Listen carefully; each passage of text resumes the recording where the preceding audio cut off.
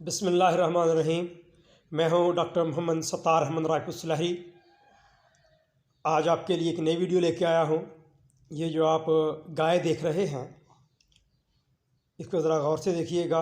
ये जब थोड़ा सा आगे चलेगी तो पिछली टांगें जो हैं वो सही तरह काम नहीं कर रही, चलते चलते ये गिर जाती है।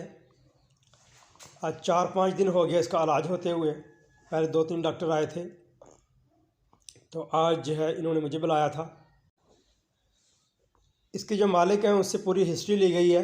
वो कह रहे हैं कि चलते चलते गिर जाती है। जो लेफ़्ट फ्लैंक है, जो कोख है इसकी, ये देखें कैसे ये अपने को कंट्रोल नहीं कर पा रही। ये देखें खुद ही गिर गई है।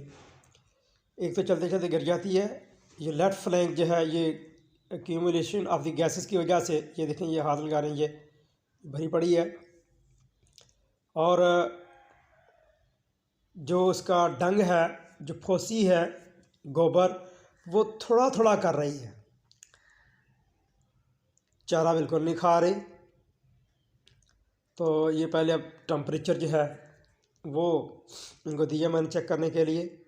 अब मैं इसका जो है ये माउथ, इसका जो मुंह है वो देख रहा हूँ। और इनका कहना है कि मुंह से बहुत ज़्यादा जो है वो पानी या लेसला वो फेंकती है। तो ये जो देख रहे हैं आप, ये देखिए ओरल कैविटी जो है इसका एग्जामिनेशन कर रहा हूँ। आया इसके अंदर कोई मुंह के अंदर छाले तो नहीं है, कोई लीजन तो नहीं है।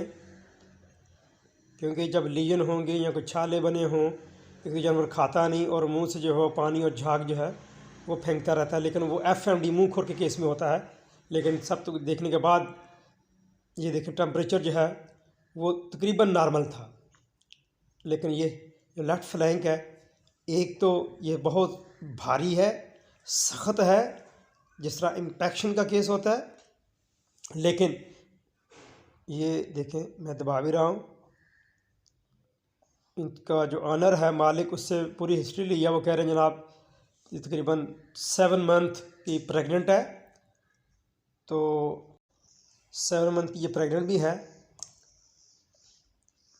लेकिन ये देखें जो बाईं जो कोख है इसकी वो सख्त है और गैसों से भी जो है वो भरी पड़ी है। तो उन्होंने कहा जी पहले इसको बहुत सी मेडिसिन भी दी हैं। ये जो साहब हैं ये मालिक हैं इनके। तो अक्सर औक़ात जो है होता क्या है, मसला कोई और होता है लेकिन इलाज किसी और मसले का किया जाता है, जिसकी वजह से जानवर की सेहत जो मज़ीद वो ठीक होने के बजाय बिगड़ना शुरू हो जाती है।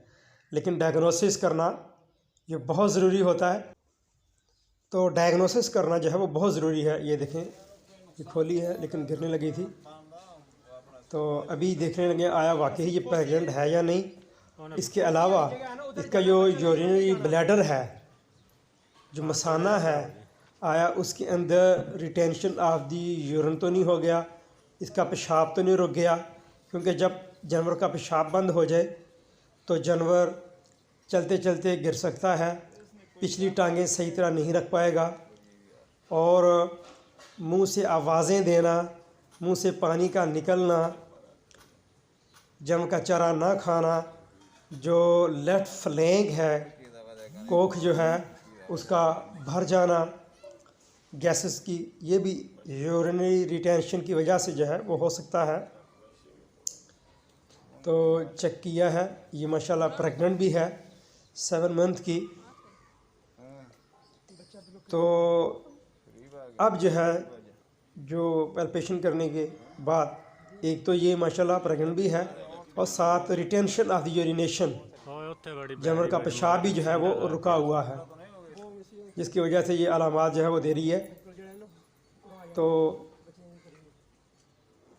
पेशाब का रुक रुक के आना, थोड़ा थोड़ा आना,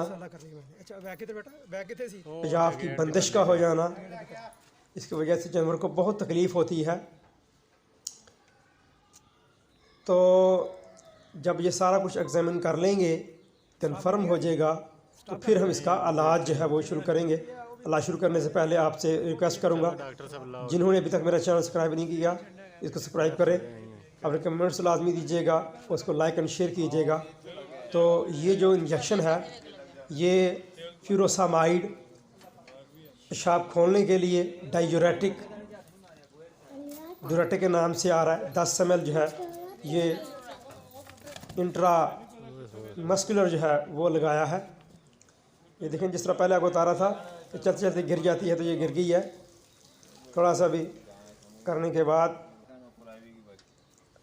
अब नेक्स्ट जो इंजेक्शन है ये न्यूरोटॉनिक मल्टीविटामिन का इंजेक्शन, B12 भी है, प्लस इसमें दूसरे जो मिनरल है वो ऐड किए गए हैं। ये लगाएंगे।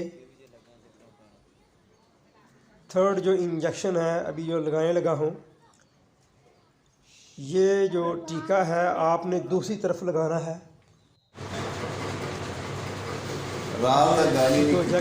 नॉक्सिकेन जो भी अवेलेबल हो, आपने एंटीबायोटिक का शॉट के साथ लाजमी देना है।